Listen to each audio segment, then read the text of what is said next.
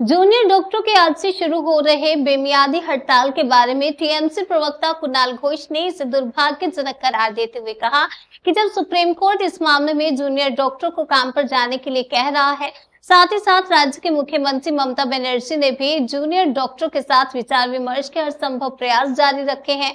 उनकी सुरक्षा के लिए राज्य सरकार कारगर कदम उठा रही है। तब उत्सव और त्योहारों के समय इस तरह से सरकारी अस्पतालों में अचलावस्था की स्थिति पैदा करके मरीज को गैर सरकारी अस्पतालों में भेजने के लिए बाध्य करने की कोशिश की जा रही है। জুনিয়র ডাক্তারদের এই কর্মবিরতি সিদ্ধান্ত এটা দুর্ভাগ্যজনক। যখন সুপ্রিম কোর্ট পর্যন্ত বলেছেন কাজে যোগ দিতে, তারপরে এই সিদ্ধান্ত ভাবা যায় না। মাননীয় মুখ্যমন্ত্রী বারবার চেষ্টা করেছেন, আলোচনা করেছেন, কথা বলেছেন, যেখানে পরিকাঠামো এবং নিরাপত্তা ব্যবস্থা, নজরদারির ব্যবস্থার সমস্ত কাজ চলছে, সেখানে দাঁড়িয়ে এই পুজো উৎসবের মরশুম, ওদিকে বন্যা, এই অবস্থায় আবার কর্মবিরতি, এটা কারা করছেন, কাদের পরামর্শে করছেন, কেন করছেন?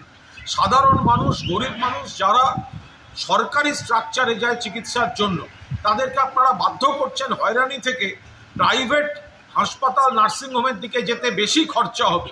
স্বাস্থ্যসাথী কার্ড থাকলে বাঁচোয়া, নইলে প্রচুর বিল। এটা কি হচ্ছে? সুপ্রিম কোর্টে আপনাদের লয়ার বলছে আপনারা কাজ করছেন বা কাজ করবেন। আপনারা এখানে সমস্ত কাদের বুদ্ধিতে, কোন উদ্দেশ্যে এই ধরনের ঘটনা আরজিকর, তার তদন্তে এখন সিবিআই, যে অ্যারেস্ট হয়েছে সেটা কলকাতা পুলিশ করেছে, তদন্তে সিবিআই, আর অন্যদিকে সুপ্রিম কোর্ট হচ্ছে মামলাটি দেখছে, সেখানে এই সময় আবার কর্মবিরতি। এটা কাদের স্বার্থে, কোন উদ্দেশ্যে, কিসের জন্য?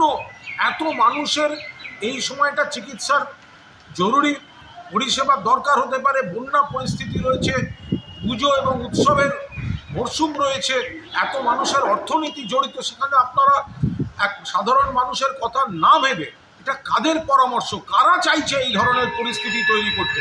দয়া করে আপনারা এগুলো পুনর্বিবেচনা করুন এবং মাননীয় মুখ্যমন্ত্রী যেখানে নিজে তিনি বারবার অতীত আহ্বান জানিয়েছেন, আবেদন জানিয়েছেন, আপনারা কাজে যোগ দিন।